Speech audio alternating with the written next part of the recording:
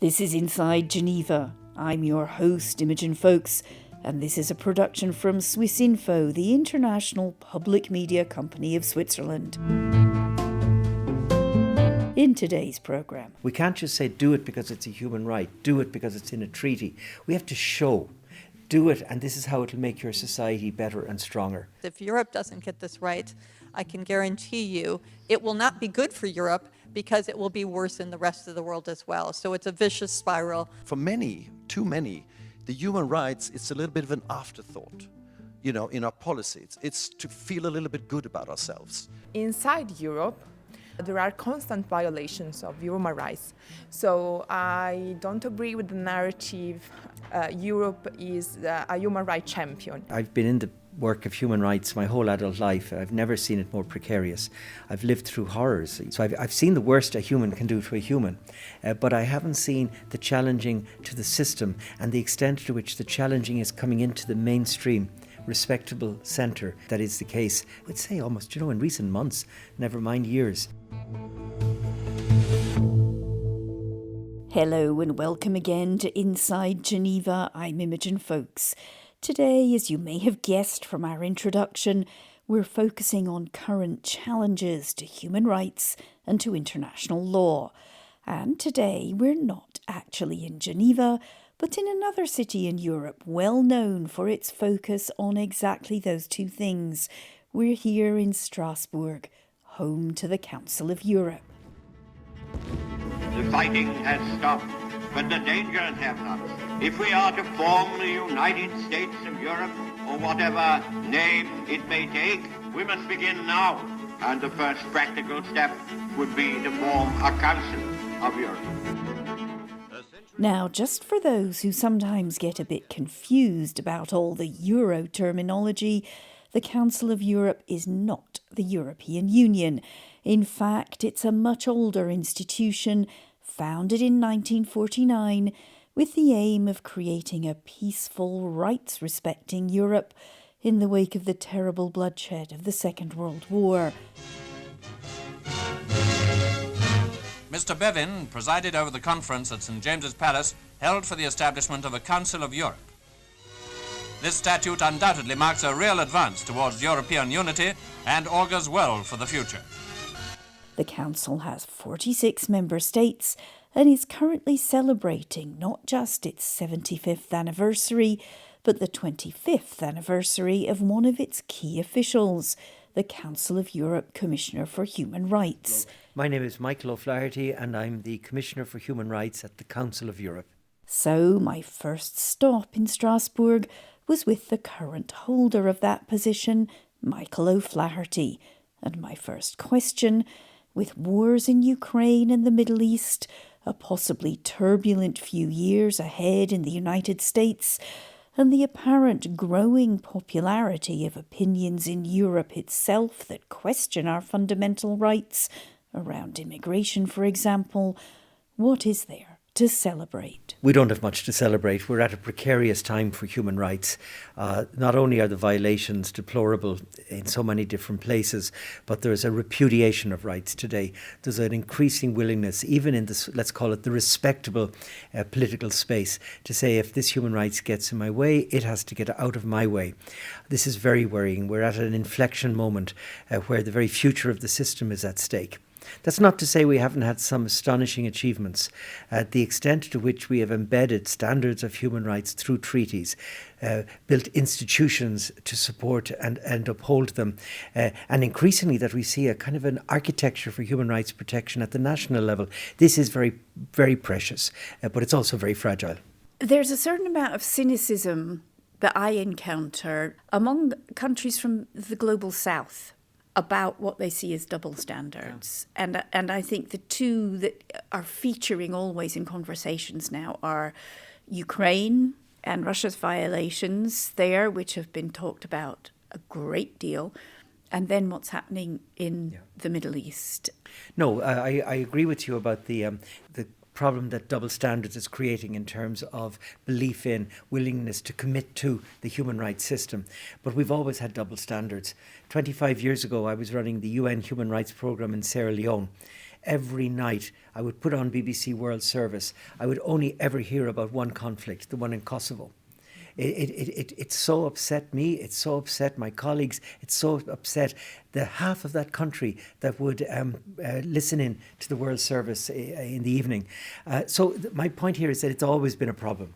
And it should not be the basis on which we judge and somehow reject the human rights system. The system, the standards, the achievements should not be made hostages to the hypocrisy of global politics. Well, since you mentioned global politics, let's have a look at where we are. Here is Europe. You're in position. We have the European Convention on Human Rights. But we have, over at the United Nations, 3 permanent members of the Security Council who don't get on, very powerful members, but also have, I think, less commitment to fundamental rights and principles than you might like. Yeah. There isn't the degree of strong political support for human rights to be seen around the world. I call on politicians repeatedly to speak up for human rights. If they believe in them, if they consider them important for their societies, their countries, our world, they've got to say that. They've got to challenge the pushbacks, and there isn't enough. And we have to instill a sense of urgency, a sense of risk of collapse, of a very different future, a dystopian one that none of us want to be part of. So there's still plenty of goodwill out there in politics, international politics, but I want to see it more engaged, more determined, more brave. We have to resist the voices against human rights, the counter-human rights voices, be they about specific details in some narrow context like trans identity, or be it in a much bigger situation of promoting social and economic rights to combat inequality in our societies, taming of artificial intelligence, the human rights respectful managing of migration situations, the climate crisis. The list is a very long one. Well, to try to address that long list and to unite human rights defenders across Europe, the Council of Europe brought together an impressive group of people. Former human rights commissioners were there, as well as representatives from the European Union, the Organisation for Security and Cooperation in Europe, the European Union's Agency for Fundamental Rights, the United Nations, and young human rights defenders from across the continent. Their task to assess the challenges and discuss how to work more closely together. Olaf Skog, the EU's Special Representative for Human Rights, was under no illusions. Are we worried about the situation? Yes, very much so. But I think there are ways we can step up and remedy it if we work together. I think it's very important for us Europeans to just take a step back and look a little bit even beyond the quarter century that has been the theme of today's conference. Because if you think about it, much of the calamities, the most massive human rights violations emanate from Europe. Starting back with slavery, the way that we have exploited people around the world, following with the Holocaust, now Islamophobia, and we saw the whole Iron Curtain and all the violence, the massive human rights violations that took place behind that wall for many, many years in a divided Europe. So it's quite remarkable of how far we've come based on what we have experienced.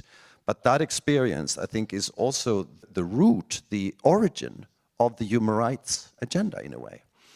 That's why I think it's extremely important now to, first of all, understand how our adoption to the human rights has served us extremely well, both in terms of maintaining peace between countries and inside countries, but also in promotion of economic rights and social and cultural rights. And the prosperity that the European Union countries experience has been remarkable. So I think we are advocating and defending a system that has proven itself to be the best system. So when we now see clouds on the horizon questioning many of these achievements, I think we need to be vigilant. My plea to all, especially the youth here, is to really keep our feet to the fire, protect the privilege that we all have in living in democratic societies and stop this backsliding that we're seeing. Meanwhile, Peggy Hicks of United Nations Human Rights stressed that the laws we have created to uphold human rights are in theory robust, but their benefits may not always be communicated effectively. So, in the face of sometimes hostile narratives about human rights, do the institutions tasked with upholding them need to be more populist, aggressive even, in their messaging? I think we have to start out by just recognizing how resilient the human rights framework is. We had our big 75th anniversary of the Universal Declaration last year, and we don't need new rights. We have the rights we need. They matter to people in their day-to-day lives. But I think we've dropped the ball at times in terms of how we've delivered on that message. And I agree, we have the institutions, we have the laws, but are they really delivering for people in the way that they need to? And I think part of what we need to do better is making those connections. And it goes both to how we talk about rights, which rights are we talking about? How do economies deliver human rights? And really looking at issues like employment and taxation and budget in a different way as avenues of human rights delivery that have sometimes been overlooked. And Imogen, you had asked as well about, is it the moment to be aggressive? Do we need to do something better? I think it's not about being more aggressive. I think we need to understand better why we don't have the support that we need to. We need to deal with and analyze what is driving some of those forces and take them on in an evidence-based way. But it's also just about investment as well. But I really wonder whether states really see investment in those areas as a priority. I think those who want to push back on rights do see it as a priority, and they will invest. Mm-hmm. So the question is, will we put the political capital, will we put the resources that we need in this challenging period forward to protect human rights in the way that we need to? The UN as an institution, I think, is a vital bridge. Europe has so much to offer. We need to work both within and also use European commitment and values and engagement globally to make progress on human rights. So the world can come together to push for human rights, and we just have to make the commitment to invest in it, both politically and with the resources necessary. Can you guys hear me? My question will be for Mr. Vrob. According to the 2024 World Justice Project rule. With young people and human rights groups in the audience, questions to the EU and UN officials came thick and fast. How well do they work together? How much support do they get from their own governments? And what about duplication? Olaf Skog again. Look, I think, first of all, I think in the area of human rights, I think it's better that there is a certain duplication than that we leave anything undone. I'd rather have that too much action than too little, especially now. We exchange a lot, very regularly, sometimes very informally. I don't go anywhere without first having checked with what the High Commissioner for Human Rights, Volker Turk, has been doing with that country so that I can sort of support and come in. But you also asked about how do we sort of keep this high on our agenda. And I have to be very honest with you that I also struggle internally in the EU to have this conversation, because for many, too many, the human rights, it's a little bit of an afterthought, in our policy. It's to feel a little bit good about ourselves and to be able to say that, well, we brought up this case or whatever, but I'm trying to persuade people that actually this is a strategic interest for Europe. The human rights and democracy promotion agenda has to be central to everything we do in our foreign relations. And if the people of the world are able to choose freely, which of course they're not in many countries, but if they are, they would choose the model that we represent. Therefore, it's so important that we hold on to that model, but also that we keep promoting it globally. I think that's the hope, and I have high expectations with the youth to keep our feet to the fire but also I think that the light of democracy and human rights is something that most people in the world want and aspire to. Listening to that was Italian student, human rights defender, and member of the European Students' Parliament, Sofia Moshin. With her to Strasbourg, she brought a healthy dose of scepticism about Europe's commitment to human rights. Europe has always been one of the leaders in human rights shaping in terms of international law. Right now, I think two key elements should be underlined. First of all, inside Europe, there are constant violations of human rights. So I don't agree with the narrative according to which Europe is a human rights champion. When it comes to human rights in Europe, of particular concern to many in the audience, including Sofia, is Europe's current policy and heated debate about immigration. It's such a divisive topic, and I think some strategies should be learned about the way in which we communicate about that. For example, speaking about migration as an economical opportunity, just play with people's fear. So that's not useful, for example. When you speak with a very polarized group of people who actually have intense, fearful emotional response, you cannot actually speak in this scientific, data-driven way. So what the work that the European Students' Parliament has been doing so far is to create events in which people from different backgrounds, people also with migratory backgrounds, gathered together, training, workshops, not just for 2 hours, there is no time there to get to know each other, but to really experience something longer together. Because in the moment in which you get to know the person, there is a chance to change this view. And I know that this is a very precise and detailed work that has to be done person by person. Like it's a very delicate, hand-crafted work. But I think that this is the only way in which we can change the perception, because just speaking of general narratives doesn't work when people are driven by fear. The work Sofia and her colleagues are doing around immigration is, as she so well described it, delicate, handcrafted. It takes much time and effort. But up against that work are fear-mongering and over-politicised slogans on social media, in the mainstream media, and coming out of the mouths of politicians. So how do human rights leaders counter that? Peggy Hicks again. Too often, human rights is seen as a barrier, a hoop governments have to jump through.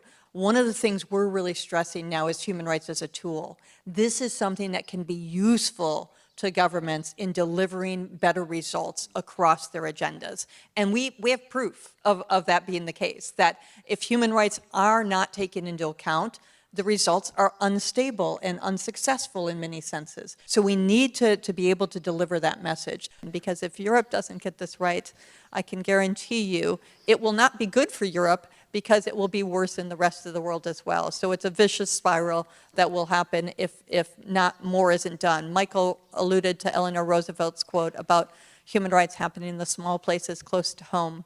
They certainly do. They happen in those places and in the dark places in which people are faced to live and work and challenged to their lives and security.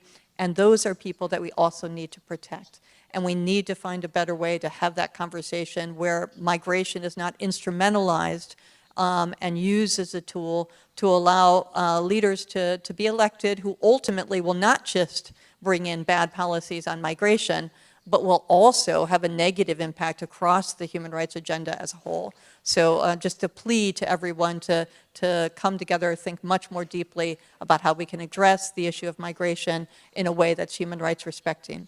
An appeal then to her own colleagues to think long and hard about making the debate about human rights relevant to ordinary people, to not get sucked into the argument we sometimes hear that rights for some mean losses for others, and it's me or it's them equation. Olaf Skog had a timely reminder that human rights are not things we generously bestow on others. They are standards we must live up to. Human rights were constructed to protect ourselves from aggressors and persecutions, but they're also there to protect ourselves from ourselves. So again, Europe has been the origin of so much disastrous human rights violations in the world. So let's not forget that those human rights are also about holding ourselves to account.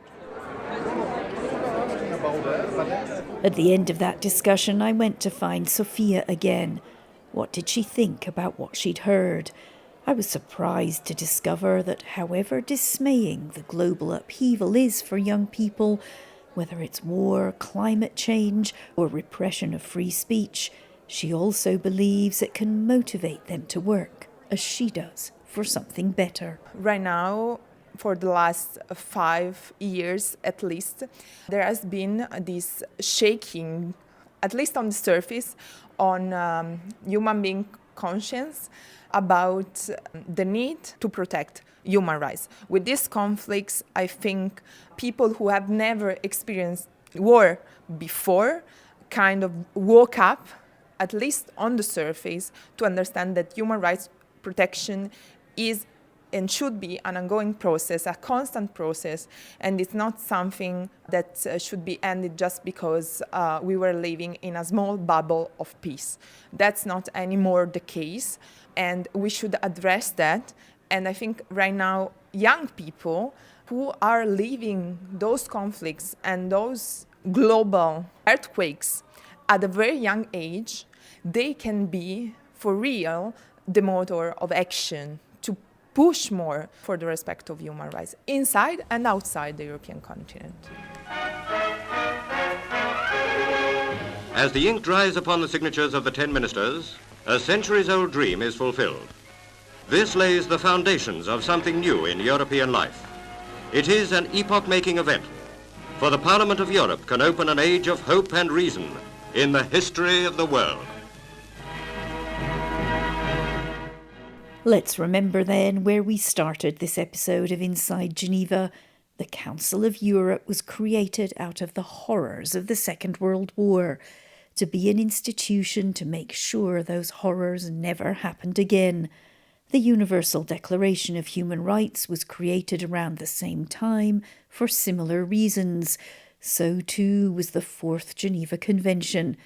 Do we need to make the same violent mistakes to remind ourselves why we need these things? The Council of Europe's Human Rights Commissioner, Michael O'Flaherty, hopes it won't come to that. Reigniting that passion for human rights that was so evident everywhere in the late 1940s, it's not impossible.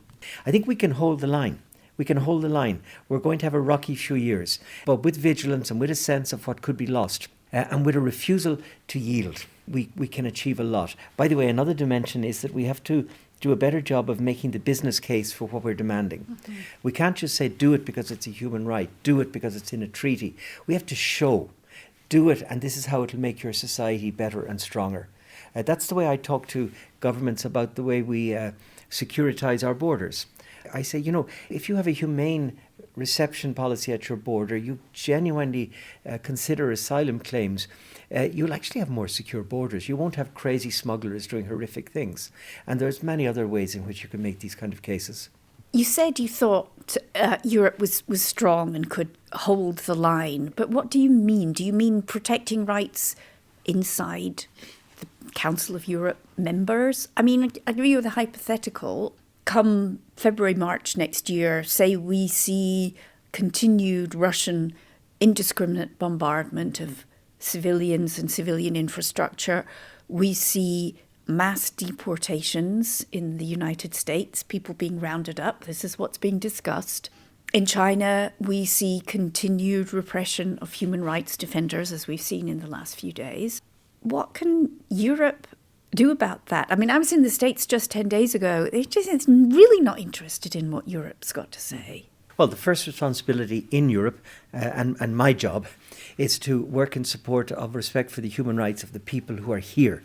And we have to really work very hard to make sure that we don't have our own backsliding, democratic backsliding, human rights backsliding, or where we have it, that we resist it with all of the skill and resources at our disposal. Now, I don't like talking about hypotheticals, but Russia's aggression is not hypothetical.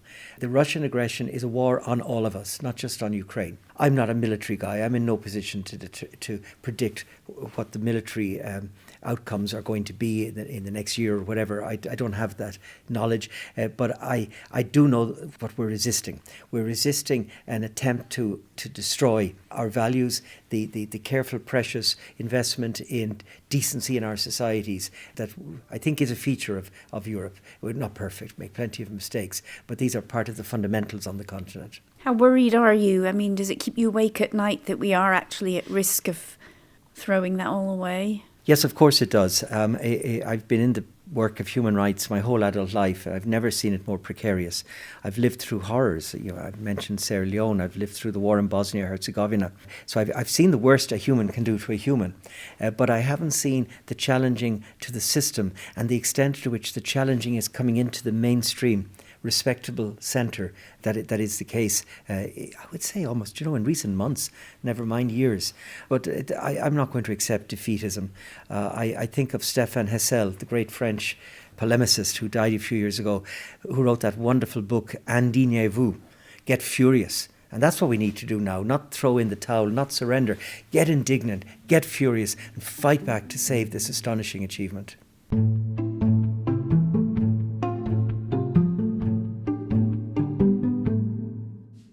We've heard a lot of ideas in this programme about how to defend the rights so many of us agree are precious, make them more relevant to everyday life, invest real time and effort in overcoming division and polarisation.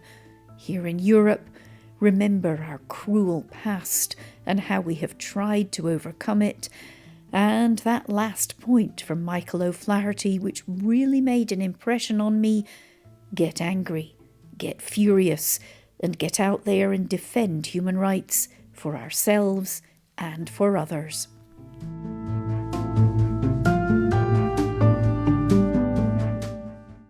That's it from this edition of Inside Geneva. My thanks to the Council of Europe for inviting me to participate in that thought-provoking anniversary.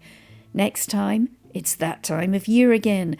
We get UN correspondents in Geneva and New York round the table to reflect on 2024. What have the last 12 months been like? How effective has the UN been? How genuine is global commitment to multilateralism, international law, and the rule-based order these days? And what are our hopes and fears for 2025? Join us on December 10th for that episode.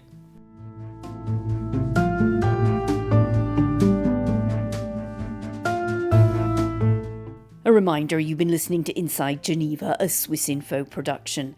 You can email us on insidegeneva@swissinfo.ch and subscribe to us and review us wherever you get your podcasts.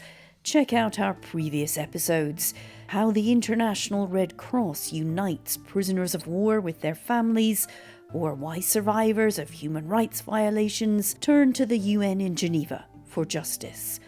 I'm Imogen Folks. Thanks again for listening.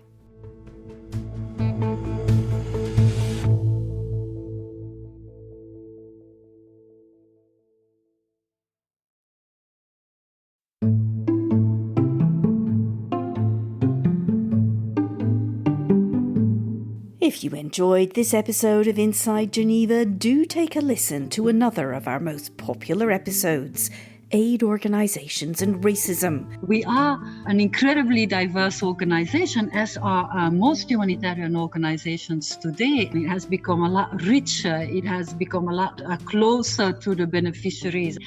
But our structures haven't changed. It's more difficult for me as an African to get into a position of leadership, a position of management, than it would for someone else. We hear how Geneva-based humanitarian agencies are soul-searching as they stand accused of institutional racism.